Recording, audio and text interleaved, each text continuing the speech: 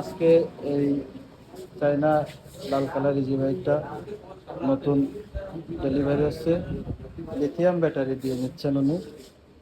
এটা লিথিয়াম ব্যাটারিতে নিলেন হচ্ছে আমার এই বড় ভাই। ভাই আসসালামু আলাইকুম। ওয়ালাইকুম আসসালাম। ভাইজানের নাম কি? আমার নাম মোহাম্মদ মেহেদী হাসান মাসুদ। মেহেদী হাসান মাসুম। ভাইজানের বাসা কোথায়? আমাদের বাড়ি হচ্ছে পলাশবাড়ি ইউনিয়ন, রৌনগর গ্রাম।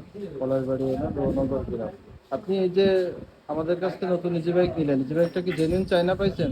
হ্যাঁ, পাইছি, জেনুইন পাইছি। আপনি খুশি? আলহামদুলিল্লাহ।